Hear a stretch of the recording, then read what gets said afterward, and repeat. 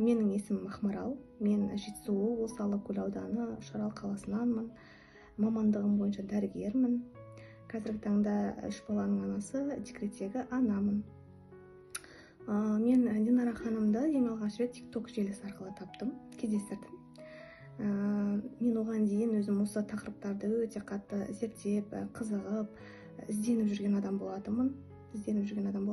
Кітаптар оқып, интернет арқылы ақпараттар тыңдап жүргенмін.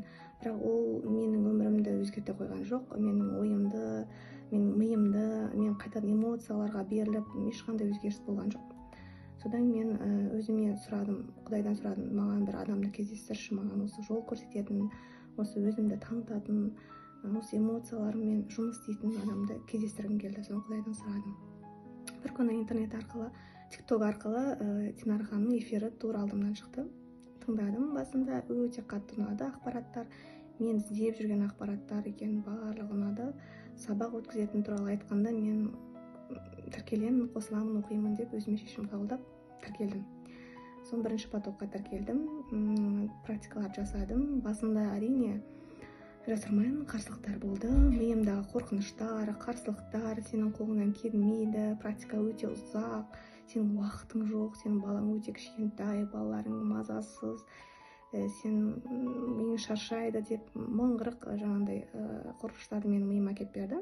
Сен келінсің, сенің ата-енең бар, сенің күнделікті жұмыстарың бар дегендей, уақытың жоқ деп сондай көп қарсылықтарды болды менің басымнан да. Бірақ оған қарамай, жоқ, мен дамимын, менің уақытымды табамын деп қазір екінші деңгейде өтіп жатырмын.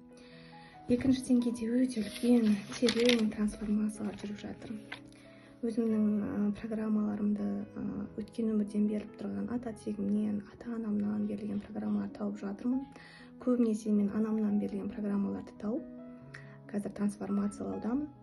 Анамнан көбінесе мен осы өмірге өзімді бағаламауым, өзімнің көңілім толмаушылық, өмірі мен өзіме риза болып, өзімді бағалап, бір жетістікке жеткенімді бағалаған жоқпын. Менің қолымнан келіп тұрса да, менің қолымнан жақсы жасап тұрсам да жоқ, мен өзімді кемшілігімді деп тұратынмын.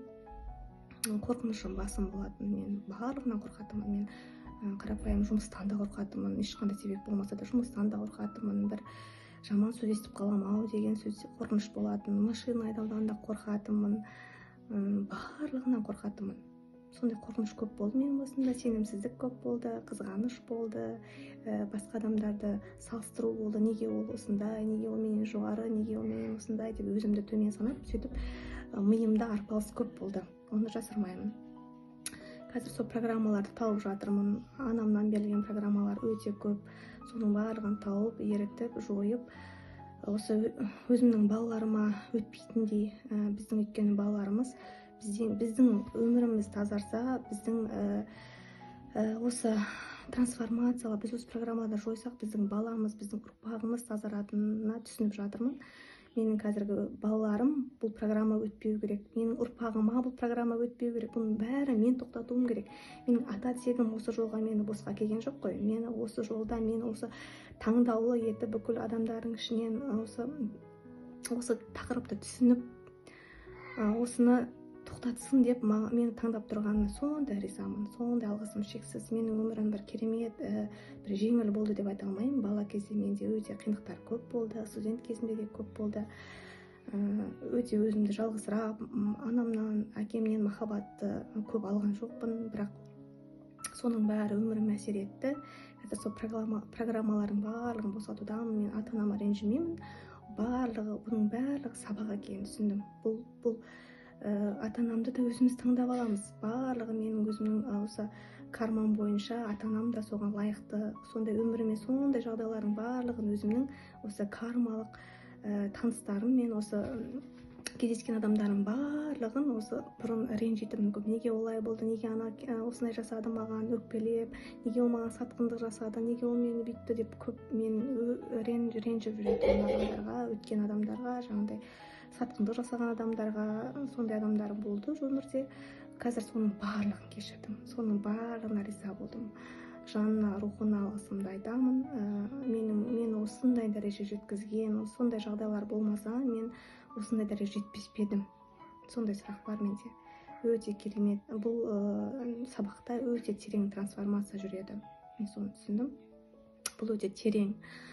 Бұл өте терең, тек қана ата-ана ғана емес, бұл жерде ата тек өткен өмір барлығын тазару жүреді.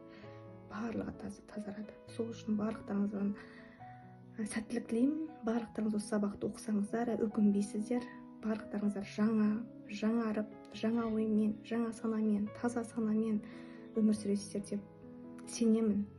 Барлықтарыңызға сәттілік тілеймін. Осы бізді қолдап, қорғап тұрған біздің ата тегіміз, жарық күштеріміз, қасымызда әр уақытта қолдап тұрған рухымыз бар. Рухымызбен бірігіп жатырмыз. Тәлімгер періштелеріміз қасымызда жүр. Барлығын сеземін. Барлығы қасымызда бізді қолдап жүр. Сол үшін біз артқа шегінбеуіміз керек. Бізден үміт артып тұр. Сол үшін барлықтарыңызға тек сәттілік тілеймін. Мен ризамын. Динара ханымға шексіз алғысым шексіз. Сізге тек қана бақыт тілеймін. Барлық жақсылықты тілеймін.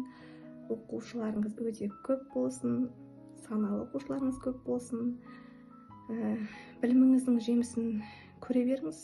Біліміңізді арттыра беріңіз. Тек сәттілік тілеймін баршаңызға.